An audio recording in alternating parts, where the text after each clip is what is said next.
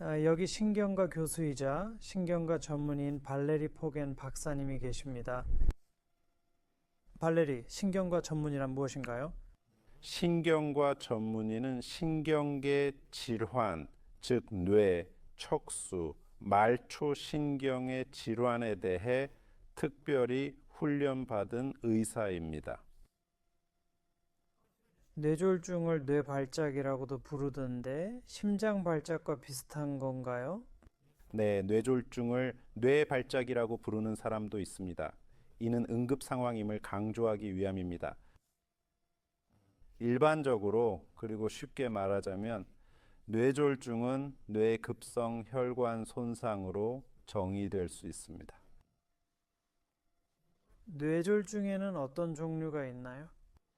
뇌졸중의 메커니즘에 따라 뇌혈관에 혈전이 생겨 발생하는 경우를 허혈성 뇌졸중이라고 합니다. 뇌혈관의 협착도 허혈성 뇌졸중을 초래할 수 있습니다. 이는 특정 뇌 부위에 혈액 공급이 부족해 발생하는 뇌졸중입니다. 드런트 종류의 뇌졸중은 뇌혈관의 파열로 인해 발생하며 파열된 혈관에서 나온 혈액이 뇌로 들어가면 뇌내 출혈이라고 하고 뇌 주변으로 들어가면 지주막하 출혈이라고 합니다. 혈액이 뇌세포에 산소와 영양분을 공급하지 않으면 뇌가 손상될 것 같습니다. 네, 혈액 공급이 아주 잠깐이라도 중단되면 7초의 공급 중단만으로도 해당 뇌에 돌이킬 수 없는 손상을 초래합니다.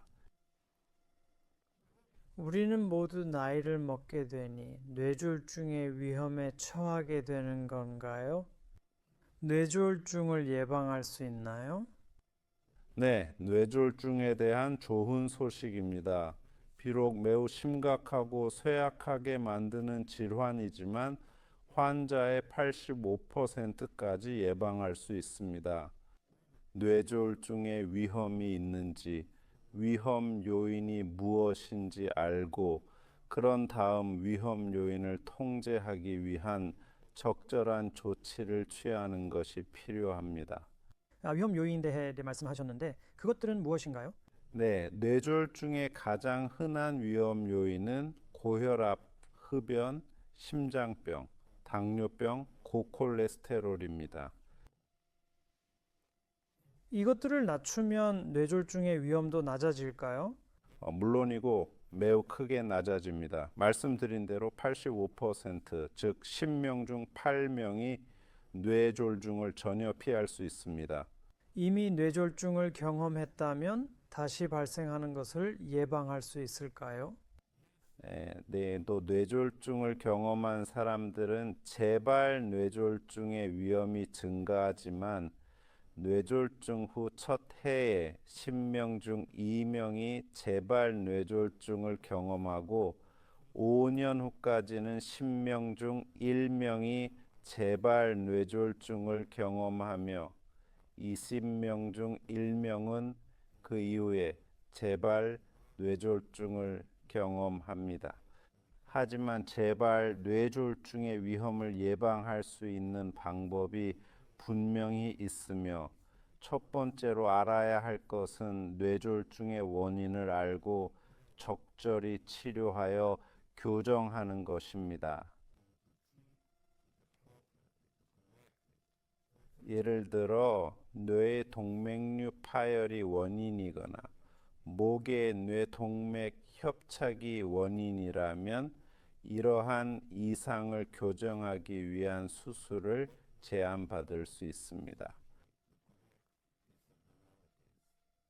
뇌졸중이 고혈압만으로 인해 발생했다면 혈압을 적절히 조절하는 것이 뇌졸중의 위험을 크게 줄일 수 있습니다.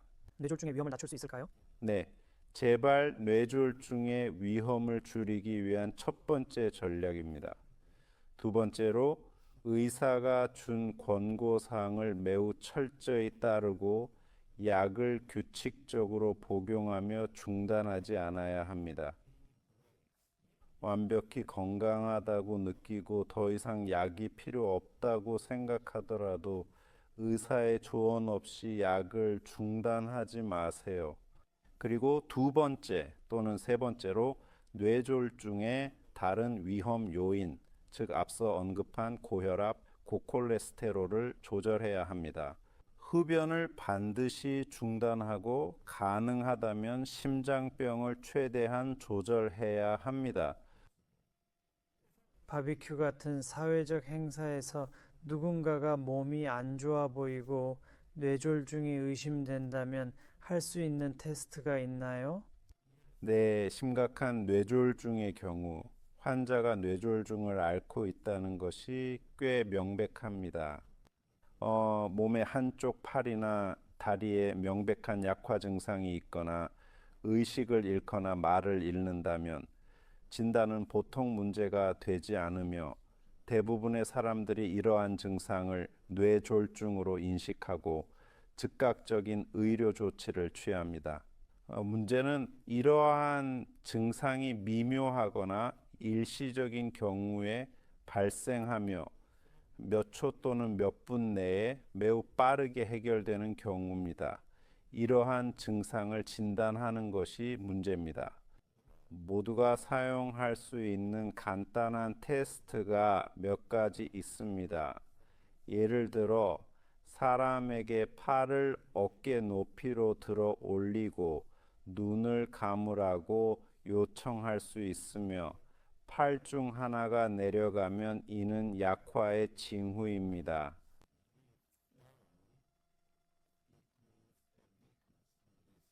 맞아요. 네, 그거는 뇌졸중의 증상일 수 있습니다.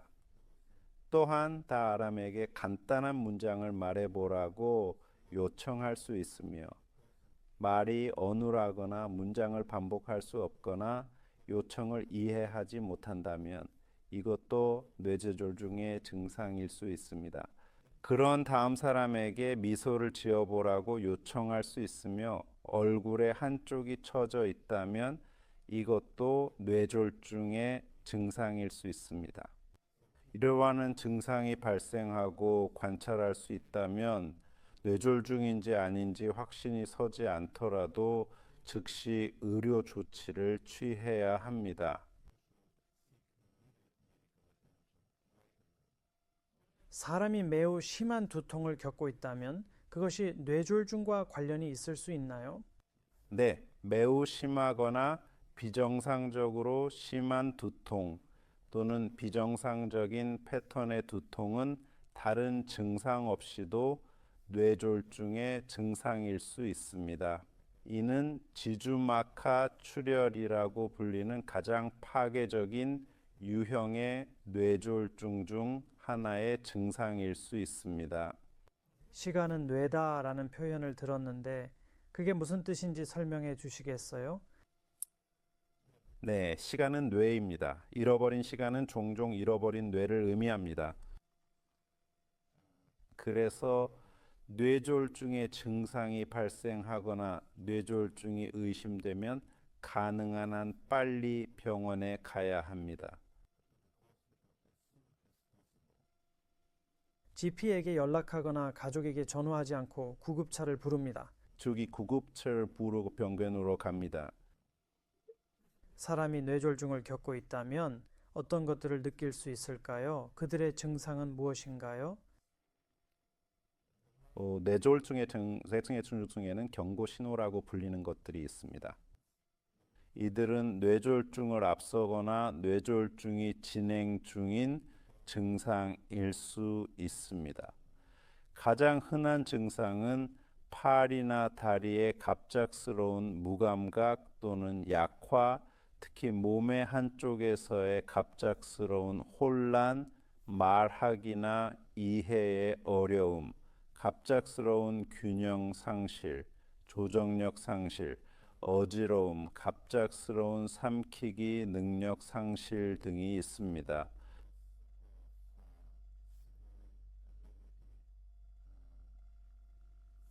갑작스러운 시력 문제, 한쪽 또는 양쪽 눈에서의 시력 문제, 그리고 앞서 말한 것처럼 원인을 알 수 없는 갑작스럽고 예상치 못한 심한 두통이 있습니다. 뇌 이쪽에서 뇌졸중이 발생하면 몸의 반대쪽에서 움직임을 잃을 수 있다고 들었습니다. 좀 이상하게 들리네요. 왜 그런 거죠? 네, 신체 기능이 조직되는 방식은 대부분의 경우 신체의 오른쪽 움직임, 즉 기능이 왼쪽 뇌에 의해 제어되고 반대로 신체의 왼쪽은 오른쪽 뇌에 의해 제어됩니다. 하지만 양쪽을 모두 제어하는 뇌의 부분도 있으며 이러한 부분은 뇌간 또는 중간 뇌라고 불립니다. 사람들이 기분이 나쁘고 뇌졸중과 비슷한 증상을 느낄 수 있지만 지속되지 않는다고 들었어요. 그것을 TIA 또는 미니 뇌졸중이라고 부른다고 하더군요. 그게 무슨 뜻이죠? 그리고 정말 중요한가요? 네, 일과성 허혈 발작 또는 TIA 혹은 일부 사람들은 이를 경미한 뇌졸중이라고 부릅니다.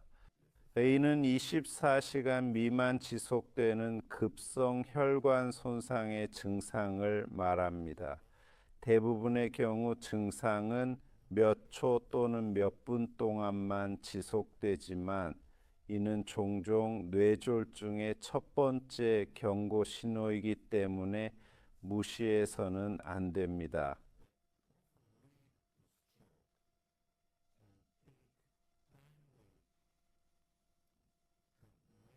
TIA를 제어하고 TIA의 근본 원인을 이해하면 뇌졸중을 예방할 수 있습니다. 따라서 이러한 증상을 인식하고 즉각적인 의료 조치를 받는 것이 매우 중요합니다. 베이건 교수님 정말 감사합니다. 감사합니다.